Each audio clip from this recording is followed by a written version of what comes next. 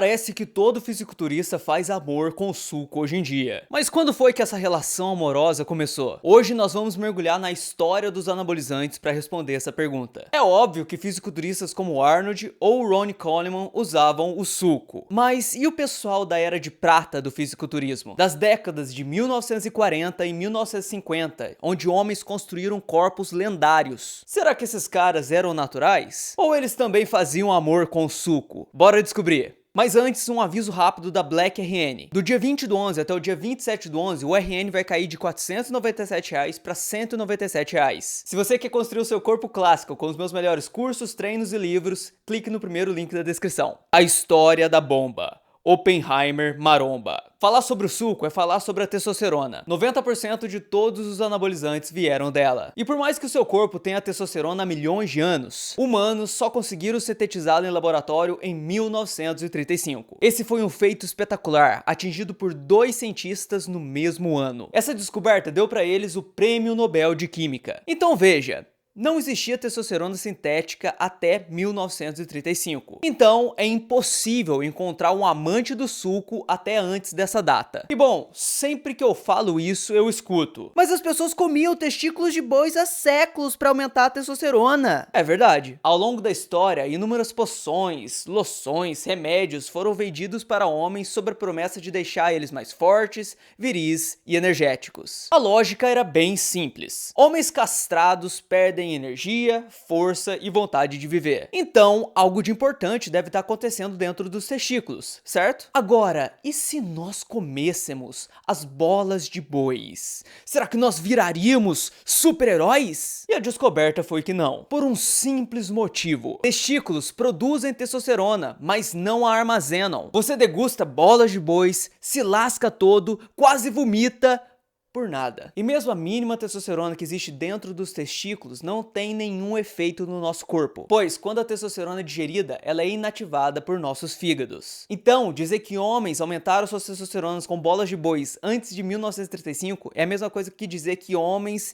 bebiam sangue e ganhavam a força de seus inimigos. Essas substâncias não passavam de placebo, não funcionavam. Claro, elas eram divulgadas e vendidas, mas se até hoje você vê empresas que vendem suplementos que não servem pra nada, imagine na época. Ok, bolas de bois não funcionam. Mas será que não existia um produtinho que funcionava? Entra o Elixir da Vida de Brown Sequard Mountain. Esse elixir foi vendido para milhares de pessoas em 1889. Ele era uma vitamina feita de diversos animais. Diziam que esse elixir fazia milagres. Aumentava força, entregava mais energia, curava qualquer tipo de doença. Era maravilhoso! Mas funcionava igual uma banana para abrir uma porta. O produto também não passava de um placebo. Então é o seguinte, 1935, essa é a data. Nada nem parecido com anabolizantes existia antes disso. Poções? Mito. Elixir? Conto de fadas.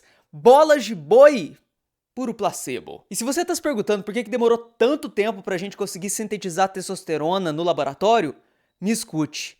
Mano, fazer testosterona era foda! Em 1931, Adolf Buchner conseguiu isolar 15 mg de androsterona usando 15 mil litros de mijo de boi. E a androsterona é o ursinho Pooh dos anabolizantes. É um dos mais fracos que existe. Ela tem apenas 1/7 da potência da testosterona. E a minúscula quantidade que ele foi capaz de produzir em laboratório com uma piscina de mijo não chegava nem perto do que era preciso para começar os testes em humanos. Algum tempo depois, em 1984, um outro avanço ocorreu. Cientistas holandeses, liderados por Heinrich Lacroix, conseguiram isolar 10 mg de testosterona de 100 kg de bolas de boi. Imagine isso! Quando eu descobri, eu tive que fazer as contas. Uma bola bovina pesa, em média, 0,35 gramas. Cada boi tem 2, então 0,7 gramas. Então, foram necessários 14.286 bois para produzir 10 mg de testosterona.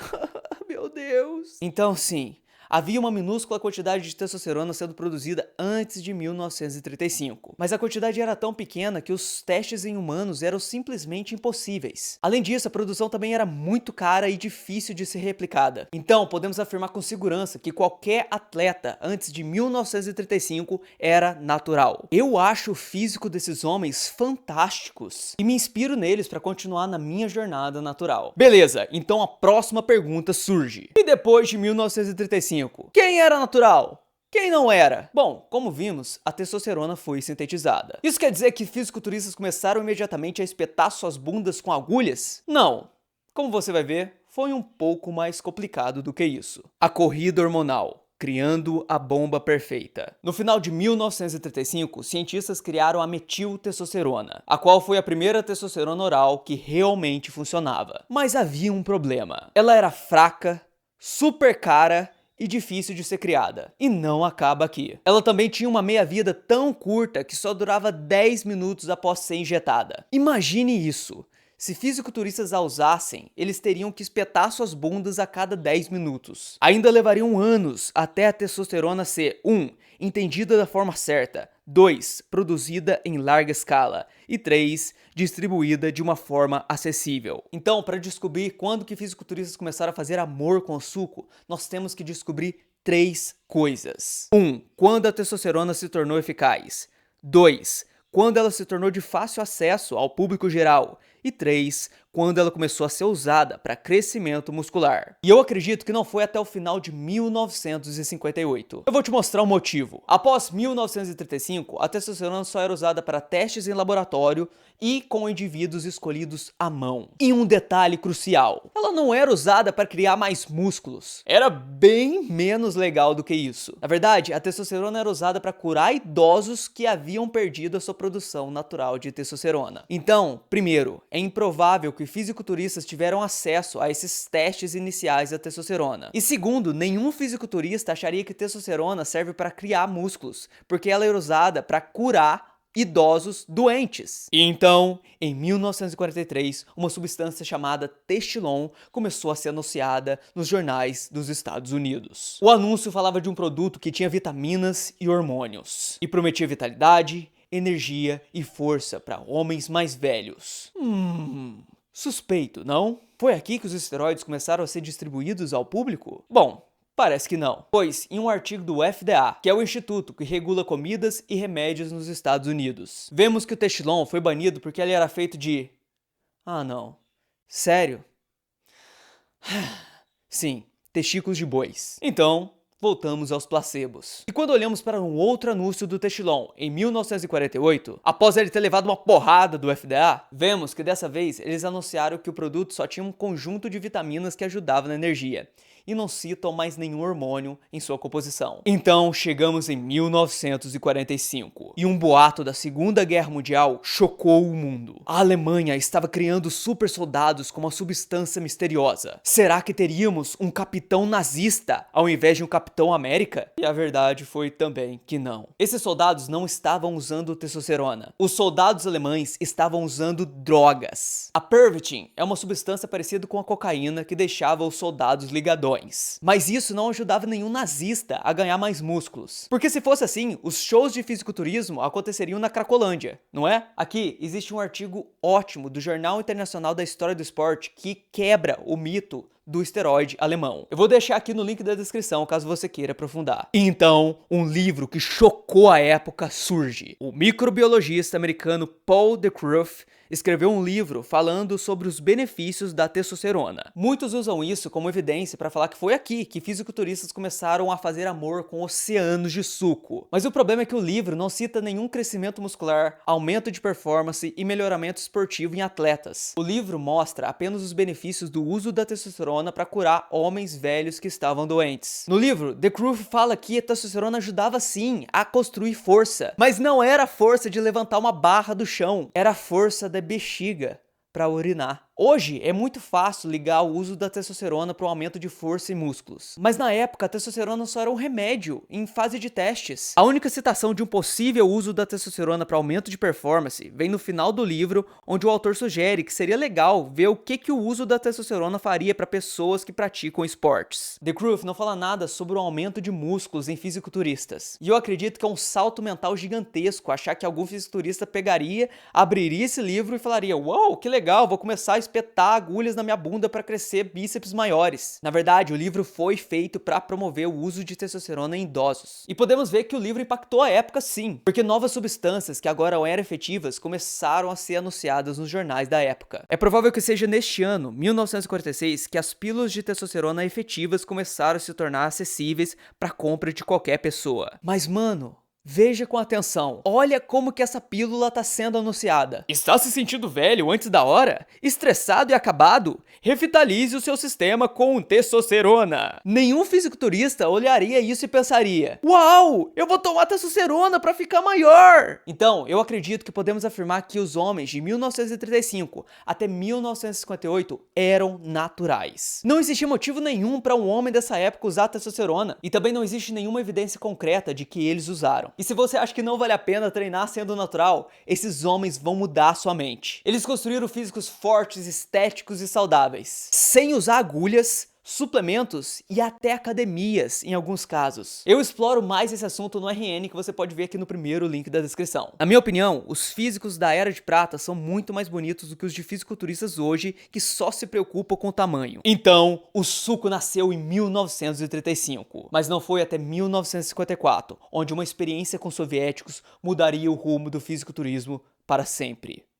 Deixa eu te contar a história. A verdadeira bomba. Explosão cor-de-rosa. O ano é 1954 e o time soviético está dominando o campeonato mundial de levantamento de peso olímpico em Viena. O doutor do time americano, chamado John Ziegler, observa isso com olhos muito suspeitos. Os atletas russos estão bem mais peludos e maiores do que os americanos. Seria isso uma mutação em resposta a invernos congelantes e consumo excessivo de vodka? Bom, após o time soviético atropelar os americanos na competição, o Dr. John Ziegler sabia que ele tinha que encontrar uma resposta para essa pergunta. Então, depois da competição, o Dr. Ziegler começa a investigar o time soviético e descobre que eles estavam usando testosterona. Os efeitos anabólicos da testosterona explicavam o motivo pelo qual os soviéticos estavam tão grandes e conseguiram performances lendárias nessa competição. E os efeitos androgênicos da testosterona explicavam a maior quantidade de pelos que esses homens apresentavam. Após voltar para casa, o Dr. Ziegler só pensava em uma coisa: testosterona. Então, ele começou a fazer experimentos com testosterona em si mesmo e também em vários membros do Centro de Treinamento de Levantamento Olímpico do Bob Hoffman. Mas os efeitos não foram muito bons. Os atletas não viram um grande ganho de performance e muitos tiveram efeitos colaterais. Alguns maiores, sentindo acelerações cardíacas e dores abdominais. E outros menores, apenas tendo que gastar mais com lâminas de barbear. E isso nos mostra um fator super importante sobre anabolizantes. Você nunca sabe como você vai responder. Algumas pessoas morrem aos 25 anos de idade usando doses idiotas. Outras pessoas abusam por 25 anos e não sentem nada. É uma roleta russa que não vale a pena jogar. Mas, voltando para a história. O Dr. Ziegler sabia que se ele quisesse que os americanos tivessem alguma chance contra os soviéticos, ele tinha que resolver isso. Então, o Dr. Ziegler mergulhou na jornada de criar o suco perfeito. Ele começou a trabalhar com a Ciba, uma indústria farmacêutica, para produzir uma substância que deixasse os homens menos peludos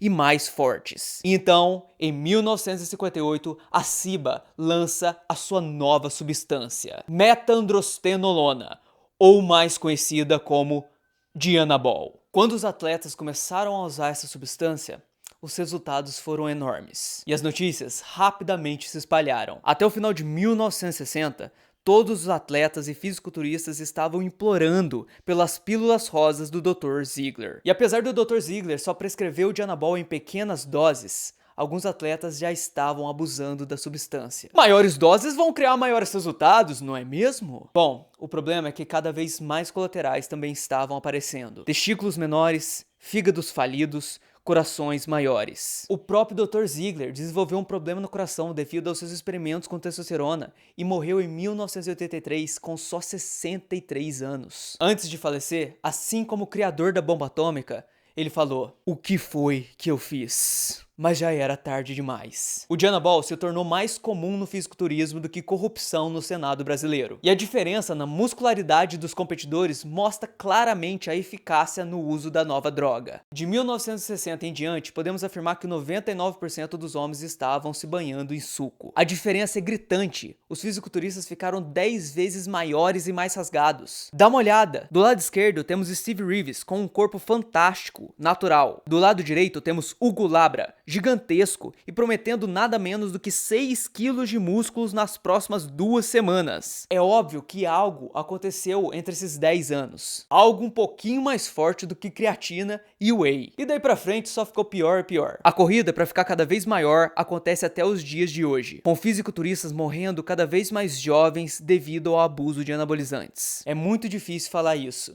mas hoje o fisiculturismo é um esporte que vence quem consegue usar mais drogas sem morrer. Então, bora resumir tudo que a gente viu. Os homens da Era de Bronze eram naturais. Não existem motivos para se debater isso. Anabolizantes simplesmente não existiam. E nenhum produto que prometia aumentar a testosterona funcionava. E cara, o físico desses homens eram insanos. E é maravilhoso ver onde que a gente consegue chegar sem agulhas. E como esses caras nem sabiam direito o que era supino e proteína, imagine o que a gente consegue fazer hoje com o avanço da ciência fitness. Bom, foi isso que eu explorei no RN. Se quiser conhecer um método moderno para construir o corpo clássico, veja o primeiro link na descrição. Agora, do final de 1958 para frente, o suco dominou o fisiculturismo. Então, podemos assumir que 99% dos fisiculturistas da Era de Ouro não eram naturais. Agora, existe uma área de dúvida entre 1935 e 1958, a famosa Era de Prata do fisiculturismo, onde a testosterona até existia, mas ela era dificilmente criada, ela era muito cara e ela era só usada por homens idosos para curar doenças. Então é o seguinte, não existiam motivos e nem meios para fisiculturistas dessa época usarem testosterona. Logo, podemos afirmar que a maioria dos homens dessa época também eram naturais. Eu não posso afirmar com 100% de certeza, mas pegar um fisiculturista usando testosterona nessa época